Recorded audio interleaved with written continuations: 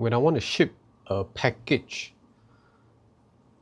usually I'll stick on this sticker on the package saying that it's fragile, handle with care.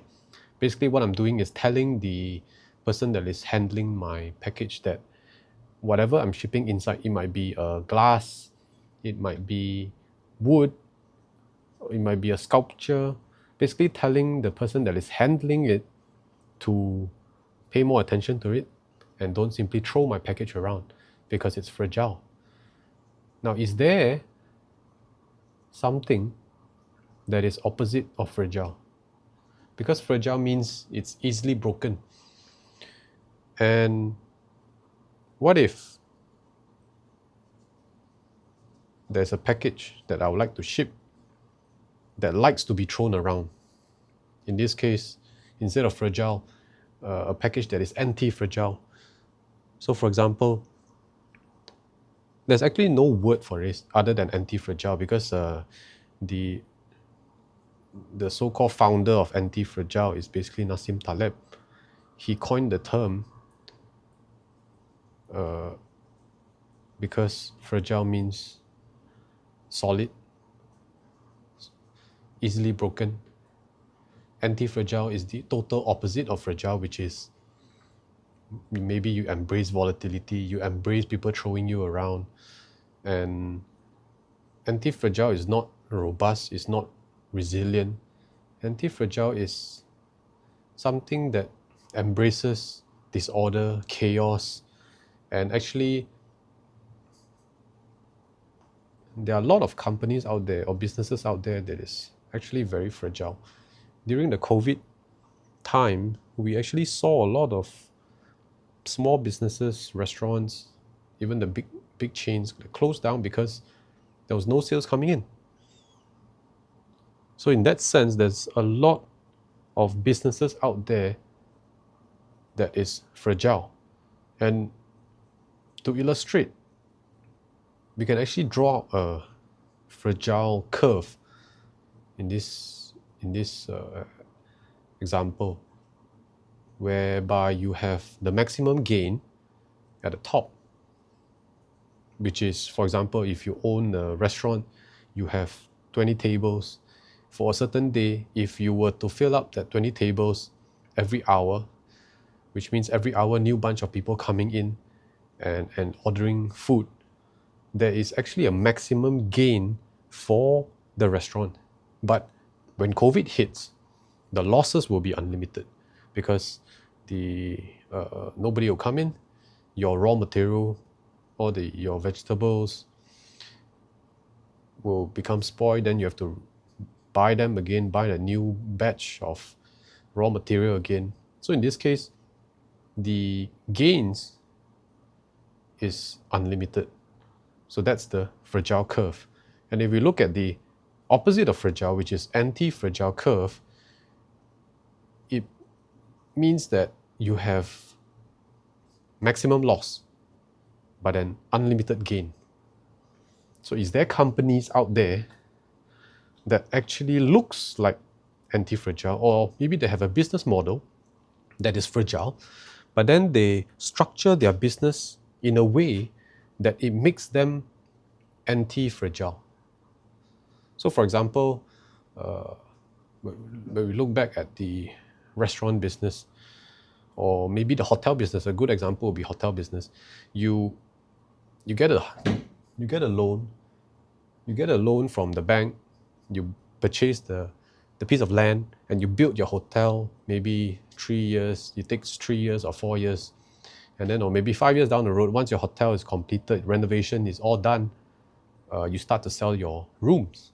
And let's just assume that this hotel have 100 rooms, and every single day in that year, it's fully booked. In this case, this hotel still have a fragile business model. Why? Because all your rooms is sold out, and you basically have a maximum gain. And when COVID hit, same things. When COVID hit, your losses will be unlimited because the manpower that you hire is fixed or slightly increasing. And then every year, the people is expecting an increment or promotion. So your costs will become higher and higher. Utility costs, I'm sure throughout the world, you seldom see utility costs that will keep dropping year on year. It's usually slowly increasing. So in a way, most businesses out there is fragile. Then when I realized these two words, fragile and anti-fragile, I start to see companies that originally they are very fragile, and over time, because of management, because of the way the management structure the company, they become anti-fragile. For example, there are a chain of hotels out there where they used to own the entire hotel and then they sell out the room.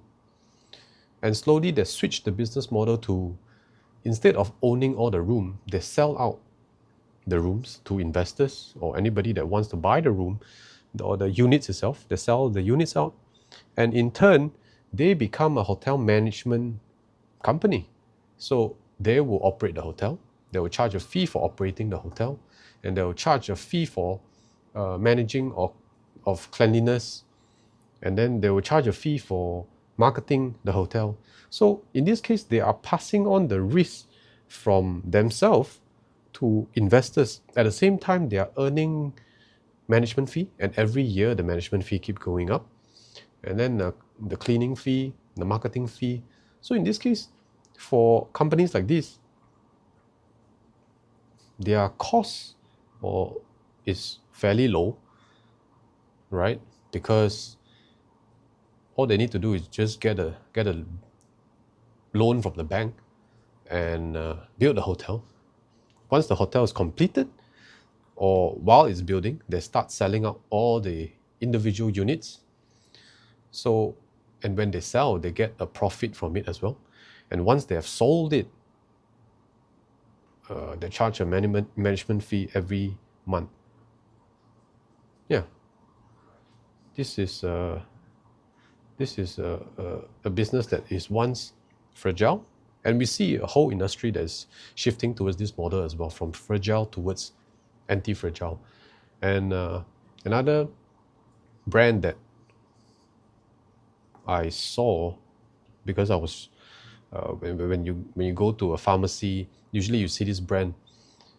So the other day when I was in Phuket, I saw this brand called Tiger Balm. Yeah, the name of the company is the brand is called Tiger Balm. The name of the company is called Horpa, and I was quite surprised because it's actually a Singaporean company. I thought it was a Thailand company. I didn't know it was a Singaporean company. So when I looked deeper, when I was looking at the package, then I realized, oh, it's a Singapore company and it's listed. So I went to the annual report and take a look at it. And quite surprising, because the sales or the total revenue coming in from selling this Tiger Balm ointment is actually 230 million. Well, that sounds a lot now, okay?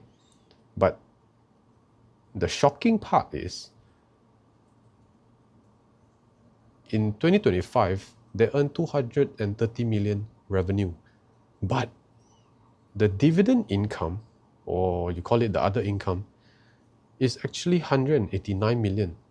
So what this company have done is basically, instead of constantly selling their product from a anti-fragile business model, they are shifting towards from a fragile business model, they are shifting towards an anti-fragile business model, whereby every time they make money from selling the Tiger Balm ointment, certain percentage of money is saved up, or certain percentage of money is just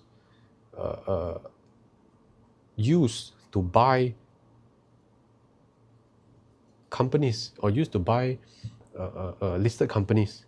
And in this case, throughout all these years, they have been buying up a few companies like UOB, United Overseas Bank, UOL Group. So in 2025 alone, their dividends from all these listed companies is actually 189 million, which means, if I'm not mistaken, 50% of their revenue is from selling Tiger Balm and related product, and 43% of their income is actually from dividends. So I can say, if we were to extend it further, instead of paying so much attention to getting more Tiger Balm sales, this company can actually be quite comfortable creating more marketing campaign that, compared to other businesses, every month, every quarter, they have to push out more and more sales. But in this case, this Hoppa company, so-called, right, they can relax and then think of a best solution and execute it. Why? Because they are not afraid that tomorrow there will be zero sales. And even if that happened, if tomorrow onwards nobody buy Tiger Balm, they will still be collecting dividends from the listed companies that they bought. In this case, around 180 million in dividends. So the longer it goes, the safer this company is, and the more anti-fragile this company is. So that's just one or two examples of the hotel industry, and then the Tiger Balm, this ointment. So there are actually a lot of companies out there that is really, really fragile. Like hunting, basically fragile business is like a hunting, like a hunter, whereby today I'll bring my gun out, I go into the forest. If I get to eat, or if I get to catch a deer, if I get to catch a rabbit, I get to eat. If I don't, I'm going to go home hungry. Then totally opposite of that, which is the anti-fragile model, is I'm still a hunter. I will still go out and catch. But instead of eating the rabbit that I caught, I'm going to accumulate them, nurture them, and then hope that the rabbit make babies, and then I have more rabbit, and I can just be a much more relaxed hunter, because if the baby rabbit give birth, then maybe I can eat some of the so-called dividends of the rabbits. Or if I catch a deer, I can create a farm. So from a hunter, I can eventually pivot to a farmer, whereby I don't have to every day go out to the forest and hunt for food, because right now I have a farm, or so-called I'm building a farm, instead of eating all your rabbits every day. So that's just a very interesting model, and you can not just use it on business. You can use it on basically everything. Because I was watching this podcast from on YouTube, and one of the hosts was asking Nassim Taleb, which is the founder, the author that coined this term anti-fragile. So the host was asking, your book is very interesting, so where should you sell it? In a bookshop, right? You have many sections, genre. So where should you put your book? And Nassim Taleb said, you can put it anywhere, because you can put it in history, because it will work there. You can put it in business, it will work there. You can put it in economics, it will work there. You can put it in psychology, it will work there. You can put it in health. So take, for example, health. What is a fragile method and what is the anti-fragile method? Fragile method is, for example, if I go to a mall, I always take the elevator, I will always take the escalator. And now, knowing that there's this thing called the anti-fragile model, I can actually take stairs instead of walking. I can take the stairs instead of taking the elevator.